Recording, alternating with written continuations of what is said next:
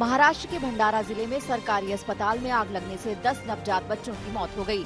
जिला अस्पताल के सिविल सर्जन डॉक्टर प्रमोद खांडते ने बताया, अस्पताल के न्यूबॉर्न नेटल वार्ड में 17 नवजातों को रखा गया था। शनिवार देर शाम एक नर्स को इस वार्ड से धुआं निकलता दिखाई दिया। इसके बाद हादसे के बारे में पता चला। शॉर्ट सर्किट की वजह से सिक न्यूबॉर्न केयर यूनिट में आग लगी। बचाव और राहत का काम शुरू होने से पहले 10 नवजात बच्चों की मौत हो चुकी थी। हालांकि 10 बच्चों को बचा लिया गया। जानकारी के मुताबिक SNCU में धुआं उठते देख ड्यूटी पर मौजूद नर्स ने वार्ड का दरवाजा खोला और फौरन अस्पताल के अधिकारियों को बताया, जिसके बाद मौके पर पहुंची फायर ब्रिगेड ने अस्पताल में लोगों की मदद के लिए रेस्क्यू ऑपरेशन शुरू किया।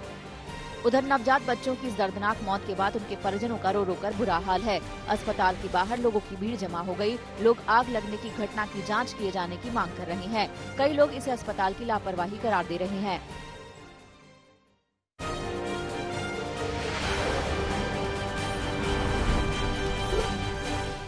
बीजेपी अध्यक्ष JP नड्डा आज फिर बंगाल दौरे पर हैं। सुबह 11 बजे वर्धमान के काजी नजरुल इस्लाम एयरपोर्ट पर उनका भव्य स्वागत होगा। इसके लिए बीजेपी कार्यकर्ताओं और नेताओं ने पूरी तैयारी कर ली है। किसानों की नाराजगी के बीच JP नड्डा वर्धमान में एक मुट्ठी चावल कैंपेन की शुरुआत करेंगे। विधानसभा चुनाव से पहले नड्डा का आज ये दौरा काफी अहम माना जा रहा है। चुनाव से पहले बीजेपी ने कृषक सुरक्षा ग्राम सभा बनाया है, जो पश्चिम बंगाल के 23 जिलों के 74 लाख किसानों के घर घर जाएगी। किसानों से एक मुट्ठी चावल इकट्ठा करने का कार्यक्रम 24 जनवरी तक चलेगा।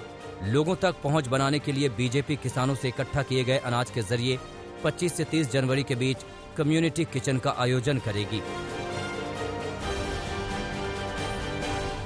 बंगाल में भी चुनाव से पहले बीजेपी ने लव जिहाद का कार्ड खेला है। MP के गृह मंत्री नरोत्तम मिश्रा ने कहा कि पश्चिम बंगाल में बीजेपी की सरकार बनने के बाद वहां भी लव जिहाद के खिलाफ कानून लाएंगे। नरोत्तम मिश्रा पश्चिम बंगाल की 48 सीटों के प्रभारी हैं। नरोत्तम मिश्रा के बयान के बाद TMC ने भी पलटवार किया है। TMC सांसद सौगत राय ने कहा है कि बंगाल में न तो लव जिहाद के खिलाफ कोई कानून बनेगा और न ही गोहत्या पर। बिहार में मंत्रिमंडल विस्तार को लेकर NDA में मतभेद उभर कर सामने आया है। मंत्रिमंडल विस्तार में हो रही देरी के लिए नीतीश कुमार ने बीजेपी को जिम्मेदार ठहराया है। उन्होंने कहा कि बिहार बीजेपी के प्रभारी भूपेंद्र यादव और प्रदेश अध्यक्ष संजय जायसवाल के साथ मुलाकात हुई, लेकिन इस दौरान मंत्रिमंडल विस्तार या फिर किसी तरह की कोई राजनीतिक चर्चा नहीं हुई। पहले कयास लगाए जा रहे थे कि 14 जनवरी के बाद नीतीश कुमार अपने मंत्रिमंडल का विस्तार कर सकते हैं, लेकिन उनके मौजूदा बयान से सवाल उठने लगे हैं। बीजेपी नेताओं से सर कल मुलाकात हुई है, क्या कैबिनेट की पूरी तस्वीर साफ हो गई? सहज बात है, उसमें कोई बातचीत नहीं। बिल्कुल जिसको कहिए कि यूं ही बातचीत गपशप, लेकिन उसमें कोई राजनीतिक बात नहीं। यूपी के बांदा में समाजवादी पार्टी के अध्यक्ष अखिलेश यादव ने राज्य सरकार से लेकर केंद्र सरकार पर निशाना साधा। उन्होंने किसान आंदोलन, बदायूं कांड, बुलंदशहर से लेकर वैक्सीन को लेकर दोनों सरकारों पर तंज कसे। अखिलेश यादव ने यूपी पुलिस को ठोकने वाली पुलिस बताया। इतना ही नहीं, अखिलेश यादव ने कहा कि हमारी सरकार बनने पर हम बीजेपी वालों के घरों पर बुलडोजर चलवाएंगे। महाराष्ट्र शिवसेना और कांग्रेस आमने सामने आ गई है। औरंगाबाद को संभाजी नगर बुलाने के मामले में कांग्रेस ने निशाना साधा, जिसके बाद उद्धव ठाकरे ने कॉमन मिनिमम प्रोग्राम की याद दिलाते हुए कहा कि औरंगजेब सेक्युलर नहीं था। उद्धव ने कहा कि इसमें कुछ भी नया नहीं है कि वो औरंगाबाद को संभाजी नगर बुला रहे हैं। उन्होंने कहा कि पिछले कई वर्षों से शिवसेना ऐसी करती आ रही है। शिवसेना और कांग्रेस के इस झगड़े में बीजेपी की भी एंट्री हो गई है। बीजेपी नेता राम कदम ने तंज कसते हुए कहा कि ये शिवसेना की राजनीतिक नौटंकी है।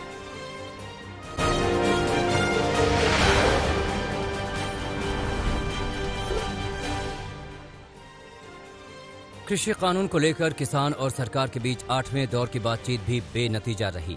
सरकार और किसान अपने अपने रुख पर अड़े हैं। सरकार ने एक बार फिर साफ कर दिया कि कृषि कानून वापस नहीं होगा। वहीं किसान तीनों कृषि कानूनों को वापस लेने की मांग पर अड़े हुए हैं। इस बीच किसान आंदोलन को लेकर कांग्रेस अध्यक्ष सोनिया गांधी आज पार्टी के वरिष्ठ नेताओं के साथ बैठक करेंगी। अब सरकार और किसान संगठनों के बीच अगले दौर की बैठक 15 जनवरी को होगी। बैठक के बाद किसान नेता हनान मुला ने कहा कि हम कानून वापसी के अलावा कुछ और नहीं चाहते, हम कोर्ट नहीं जाएंगे। वहीं कृषि मंत्री नरेंद्र सिंह तोमर ने कहा कि हम लोकतांत्रिक देश के नागरिक हैं। हमारे लोकतंत्र में राज्यसभा और लोकसभा से कोई कानून पास होता है तो उसका विश्लेषण करने का अधिकार सुप्रीम कोर्ट को है। उच्चतम न्यायालय के प्रति प्रत्येक नागरिक की और भारत सरकार की और सभी की प्रतिबद्धता स्वाभाविक रूप से है ही, और इसलिए ये विषय आता है क्योंकि सुप्रीम कोर्ट में 11 तारीख को डेट भी लगी है, तो सुप्रीम कोर्ट की बातचीत इस मामले में आती है। लेकिन सुप्रीम कोर्ट जिस दिशा में निर्णय देंगे तो सरकार तो सुप्रीम कोर्ट के प्रति प्रतिबद्ध है ही। कोरोना के खिलाफ वैक्सीनेशन को लेकर मोदी सरकार की मेगा तैयारी है। इसके लिए 11 जनवरी को सभी राज्यों के मुख्यमंत्रियों से पीएम मोदी बात करेंगे। ये बात सोमवार को शाम 4 बजे वीडियो कॉन्फ्रेंसिंग के जरिए होगी। शुक्रवार को देश के सभी 736 जिलों में ड्राई रन किया गया। स्वास्थ्य मंत्री डॉक्टर हर्षवर्धन ने कहा कि पहले फ्रंटलाइन वर्कर को कोरोना टीका लगाना प्राथमिकता है।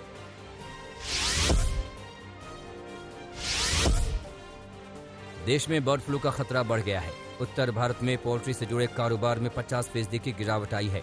खतरे को देखते हुए दिल्ली को अलर्ट पर रखा गया है।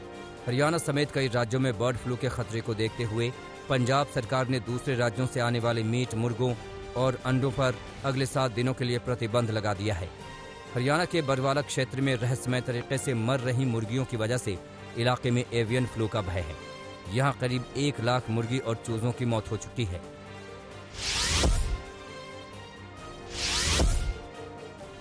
उत्तराखंड के कार्बेट नेशनल पार्क के 5 बाघों को राजाजी नेशनल पार्क में शिफ्ट करने का सिलसिला जारी है।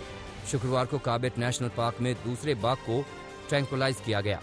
डॉक्टर दुष्यंत शर्मा की निगरानी में वन विभाग के कर्मचारियों और डॉक्टरों ने दूसरे बाघ को ट्रैंक्विलाइज किया। इस बाघ को भी राजाजी नेशनल पार्क शिफ्ट किया जाएगा। अब 3 और बाघों की तलाश की जा रही है, जिन्हें ट्रैंक्विलाइज करके राजाजी नेशनल पार्क में कार्बेट नेशनल पार्क से शिफ्ट किया जाएगा।